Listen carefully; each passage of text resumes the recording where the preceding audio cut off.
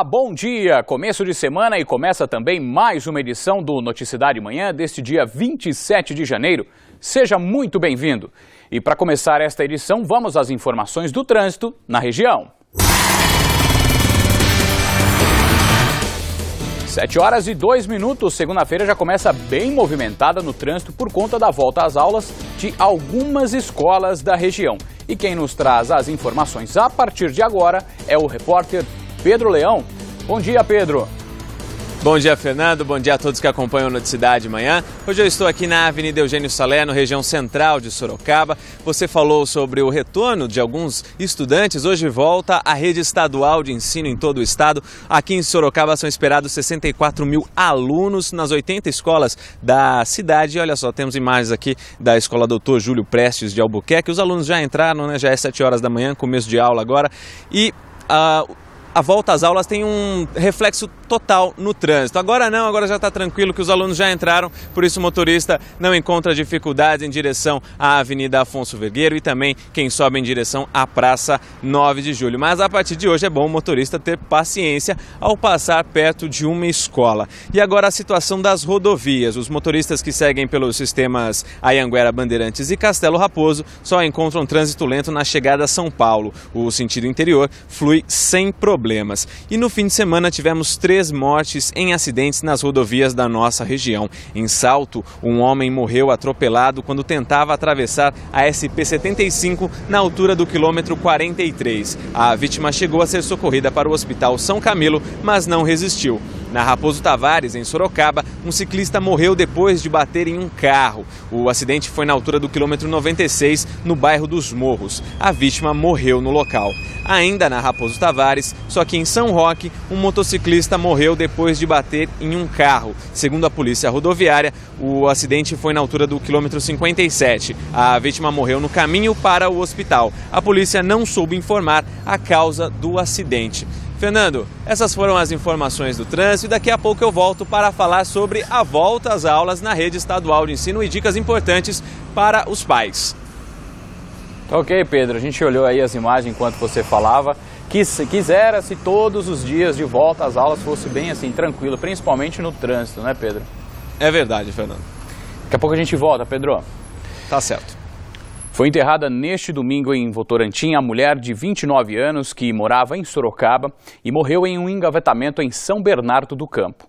Momentos antes do acidente, ela chegou a postar uma foto em uma rede social.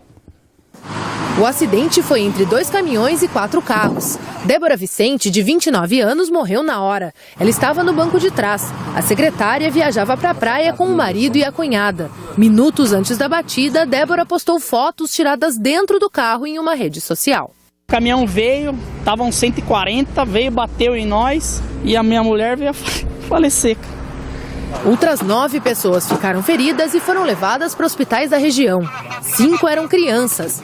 O engavetamento aconteceu em um trecho pouco iluminado do Rodoanel, no acesso para imigrantes, a principal ligação entre São Paulo e o litoral. O trânsito na rodovia era intenso e os carros pararam de repente. Uma carreta não conseguiu frear e provocou o acidente. O caminhão, que estava carregado com açúcar, tinha saído de Sumaré, no interior de São Paulo, com destino ao Porto de Santos. O motorista chegou a fazer o teste do bafômetro, que deu negativo. O caminhoneiro prestou depoimento e foi liberado.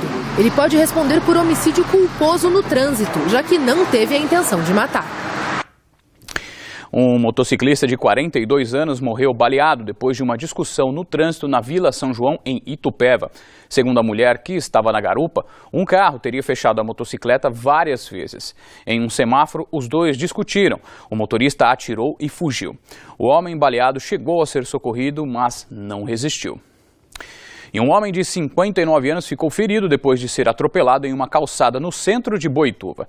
Segundo a Polícia Militar, o motorista do carro que provocou o acidente estaria embriagado. A vítima foi socorrida ao pronto-socorro da cidade e, logo em seguida, transferida ao Hospital Regional de Sorocaba. O condutor do veículo foi levado à delegacia, pagou fiança no valor de R$3 mil e foi liberado. Foi enterrado neste domingo no cemitério Jardim das Flores, em Itupeva, o soldado da Polícia Militar morto no fim de semana, Renato Diniz. Darcy Moreira Lazzarini foi baleado quando estava em um motel na rodovia Anhanguera, no bairro dos Fernandes, em Jundiaí. Segundo a polícia, ele chegou a ser socorrido e levado ao Hospital São Vicente de Paulo, mas não resistiu. A mulher dele não teve ferimentos. Ele era morador de Itupeva. A polícia ainda não tem pistas de quem atirou e qual seria o motivo do crime. Ainda em Jundiaí, um homem de 34 anos foi morto a facadas pelo próprio tio na Vila Agapeama. Segundo a Guarda Municipal, eles teriam discutido por conta de um ferro de passar roupas. Durante a discussão, o tio agrediu o sobrinho com uma faca. A vítima, infelizmente, morreu no local. O suspeito continua foragido. Em Cesário Lange, um casal foi preso por tentativa de homicídio durante o fim de semana no bairro Aras do Sul. Segundo a polícia militar, eles brigaram e durante a confusão, um tentou matar o outro. A mulher foi agredida com um facão e uma barra de ferro e o homem ferido com uma faca. Os dois foram socorridos ao pronto-socorro da cidade e depois encaminhados à delegacia, onde foram detidos. 7h10, a Polícia Militar prendeu em Itu, durante o fim de semana, um grupo suspeito por tráfico internacional de drogas. A Polícia Militar prendeu 7 homens, sendo 6 estrangeiros. Eram 2 espanhóis, 4 portugueses, além de um brasileiro, morador de Itu. Todos são suspeitos de trazerem haxixe do exterior, entre eles o homem que fez a denúncia. A polícia chegou até o grupo depois que um dos estrangeiros, um espanhol, veio até essa fazenda para pedir ajuda. Ele dizia que tinha sido ameaçado e obrigado a colocar drogas na mochila. A PM desconfiou da versão e foi buscar os outros suspeitos em um camping, na mesma estrada, a 500 metros daqui. De acordo com a administração do camping, eles estavam no local desde a última quinta-feira. Os homens estavam em um chalé onde a polícia encontrou porções de droga, inclusive centenas de cápsulas feitas para serem ingeridas, uma grande quantia de reais e euros e embalagens de remédios. Eles informaram realmente que fazem o tráfico de entorpecente aí, e dentre eles se encontrava um brasileiro que reside no Jardim Faculdade, aqui no centro de Itu. Ele foi inquirido, informou realmente que tem recepcionado esses estrangeiros e na residência dele havia mais entorpecente. Como havia suspeita de que o grupo havia ingerido parte da droga, todos foram levados ao pronto atendimento de Itu, onde permaneceram durante 2 horas e passaram por exames de raio-x. Esta radiografia mostra várias cápsulas no organismo de um deles. Do hospital, todos foram levados para a delegacia da Polícia Federal em Sorocaba. E a polícia de Itapetininga prendeu uma quadrilha que planejava assaltar uma lanchonete de uma rede de fast food em Sorocaba. De acordo com os policiais, um dos suspeitos seria a segurança do estabelecimento. A DIG, Delegacia de Investigações Gerais de Itapetininga, prendeu 5 homens e esta mulher, que já tinha passagem pela polícia por receptação. Eles são suspeitos de roubarem 2 carros que tiveram placas adulteradas. A polícia abordou o grupo aqui no bairro Campolim, em Sorocaba. Eles planejavam assaltar uma lanchonete fast food. 4 homens e a mulher estavam nos 2 carros roubados. Um 6º suspeito era a segurança do estabelecimento. Segundo a polícia, era José Roberto Fonseca, de 25 anos, que passava informações privilegiadas à quadrilha. Para não chamar a atenção, ele ia se passar por vítima. E encenariam uma ação onde o próprio segurança integrante do bando seria rendido para com isso ter acesso aos valores do estabelecimento comercial.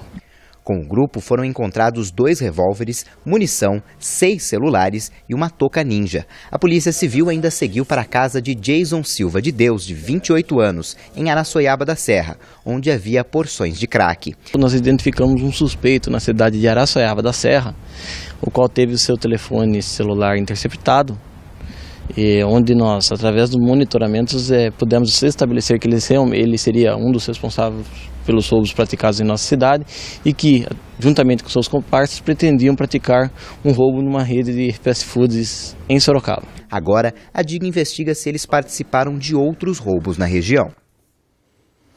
E a Polícia Militar prendeu 3 homens suspeitos de assalto a um laboratório de exames no bairro Campolim, em Sorocaba. De acordo com a polícia, Everton Lucas Aniceto Tristão, dono de um lava-rápidos, foi quem anunciou o assalto a este laboratório no bairro Campolim, enquanto o primo dele, Silvio Tristão Aniceto e Jurandir Ravira Júnior, outro integrante do trio, permaneceram no carro. Na ação, os suspeitos usaram uma arma de chumbinho que se parece com uma pistola 45. Eles roubaram quase R$200 em dinheiro do caixa da empresa e em seguida fugiram. O carro deles foi identificado pela Força Tática da Polícia Militar e abordado na Avenida Dom Aguirre. Foi dado ordem de parada, eles se renderam, abordagem pessoal, nada com eles foi localizado, porém no interior do veículo foi encontrado a réplica, o dinheiro e as moedas, que ele logo em seguida foram indagados, a procedência daquele material, já logo informaram que tinham feito um roubo numa clínica pelo Campolim. Os 3 suspeitos foram levados ao Plantão Sul, onde foi registrada a ocorrência de roubo. E em Serquilho, um mercado foi roubado no bairro Nosso Teto. Segundo a Polícia Militar, um suspeito encapuzado rendeu com uma faca uma funcionária que trabalhava no caixa do estabelecimento. Ninguém ficou ferido. O bandido levou em torno de R$300 e o suspeito continua foragido. Um aposentado de 68 anos foi detido dentro do terminal São Paulo, em Sorocaba, por suspeita de agressão. Durante uma discussão, o homem teria agredido uma mulher de 32 anos. Ele tentou sair do terminal, mas foi detido pela Guarda Civil Municipal. Com o aposentado, foi encontrada uma faca. A vítima apresentou aos guardas uma medida protetiva com base na Lei Maria da Penha, que proibia a aproximação e o contato do homem com ela. O suspeito foi levado à delegacia e, como não pagou fiança, foi encaminhado ao CDP de Sorocaba.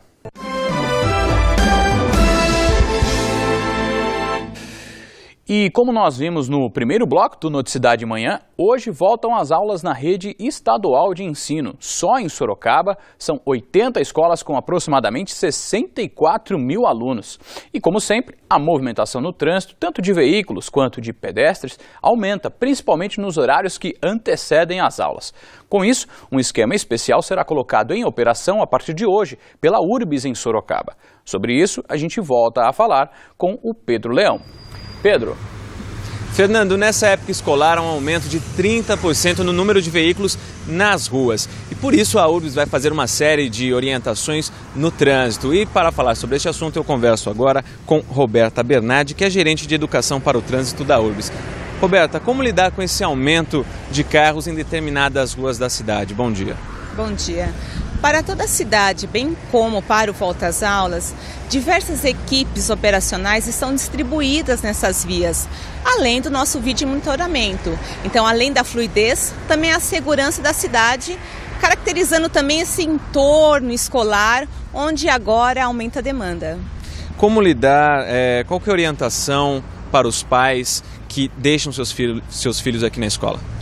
Essa adaptação da nova rotina também gera aquelas infrações recorrentes, como desembarque em fila dupla, desembarque nas esquinas, estacionar em locais proibidos, espaços destinados à van escolar.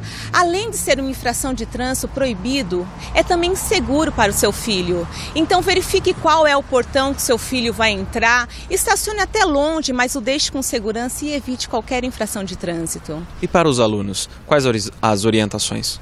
Para os alunos é sempre o desembarque para o lado da calçada, para ele também chegar com antecedência e entrar para dentro da escola evitando a calçada, que é um local de risco.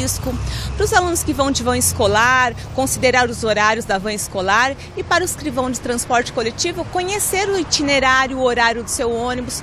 Todas as informações em relação à van escolar, as vans regulamentadas, ao transporte coletivo, os itinerários, essas informações você pode ter acessando o site da URBS no www.urbs.com.br ou pelo número 118, as informações estarão disponíveis.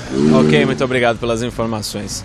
Fernando, hoje voltou a rede estadual, mas ainda devem retornar à rede particular e 50 mil alunos da rede municipal aqui de Sorocaba. Por isso, eu tenho aqui algumas dicas para esses alunos que ainda vão retornar às aulas. Primeiro, é preciso adaptar ao horário. Você, aluno que vai entrar de manhã, é preciso ir dormir mais cedo para poder acordar mais cedo, acordar bem disposto para retornar às aulas. A segunda é revisar todo o material, livros, cadernos, antes de ir para a escola. Revise todo o seu material escolar. E a terceira dica é sobre o cronograma de estudos. É importante planejar um cronograma de estudos para um melhor rendimento escolar. Fernando.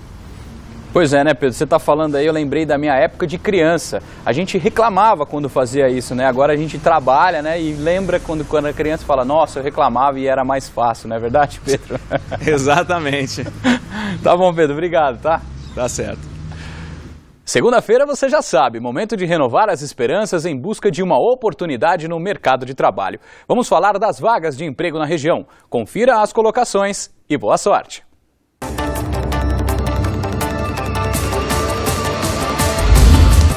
O PAT de Itapetininga está com vagas para mecânico de motos, carpinteiro, cuidador de idoso e frentista. O posto fica na Rua Coronel Afonso, número 790.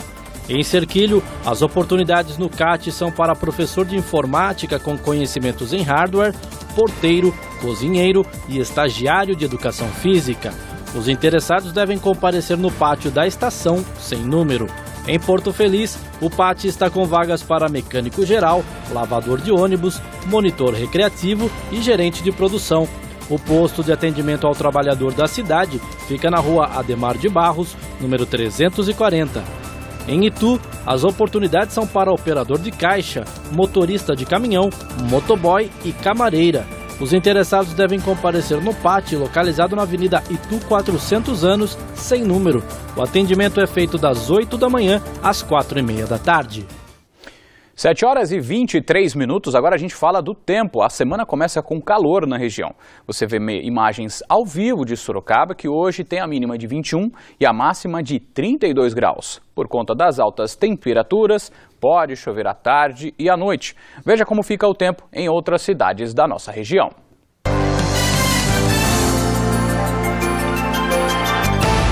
Em Alumínio, as temperaturas variam entre 19 e 30 graus. Itapetininga tem mínima de 21 e máxima de 31.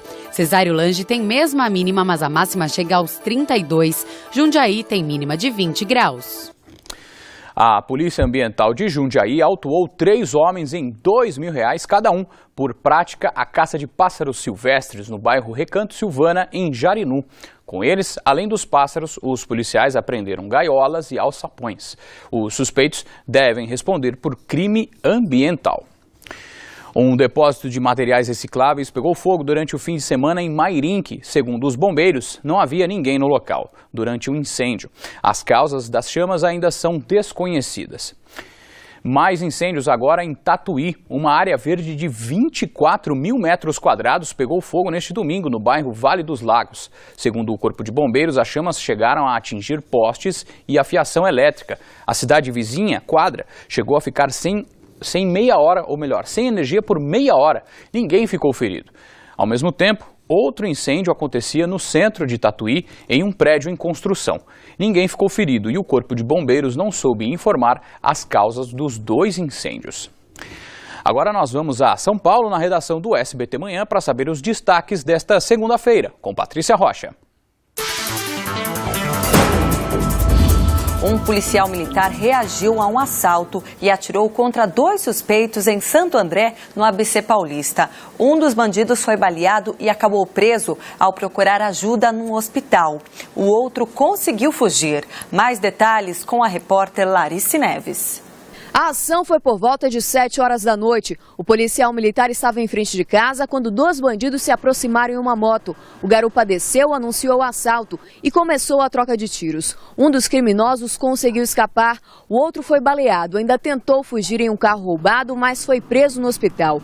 Caio Henrique da Silva tem 19 anos e nenhuma passagem pela polícia. O PM não se feriu.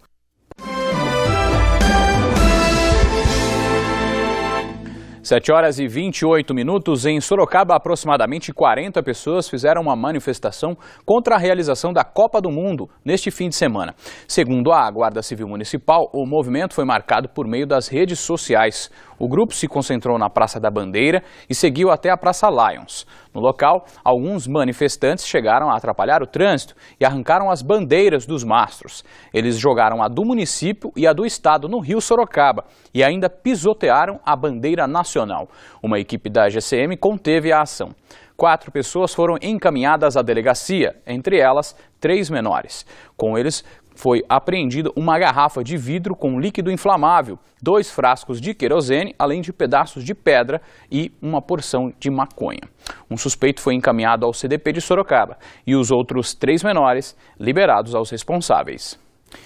Futebol pela Série A2, o São Bento estreou com vitória em casa por 2-0 contra o time do São José.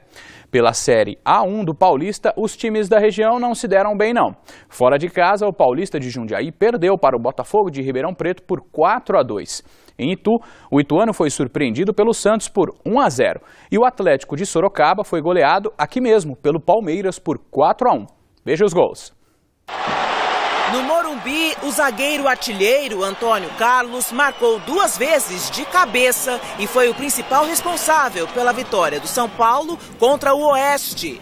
O segundo gol começou com o escanteio cobrado pelo lateral uruguaio Álvaro Pereira, que estreava pelo tricolor. O atacante Luiz Fabiano poderia ter ampliado, mas perdeu um pênalti defendido pelo goleiro Fernando Leal. Bruno Nunes descontou para os visitantes. No interior do estado, Fabão lançou Everton, que colocou o Atlético Sorocaba na frente do Palmeiras. Wendel cruzou e o chileno Valdívia empatou para o Verdão. A virada veio num belo gol de Leandro, que tirou o zagueiro com categoria e venceu o goleiro. O meia Marquinhos Gabriel tocou para Juninho fazer o terceiro. No último lance do jogo, Wesley fechou a conta. Final 4-1. Em Itu, o Santos venceu o time da casa com este gol de falta de Cícero, marcado aos 46 do segundo tempo. Sábado, no Pacaembu, o Corinthians perdeu para o São Bernardo. O gol de Eric Flores decretou a primeira derrota de Mano Menezes no retorno ao Corinthians. Alexandre Pato, que acertou essa bola na trave, saiu vaiado de campo.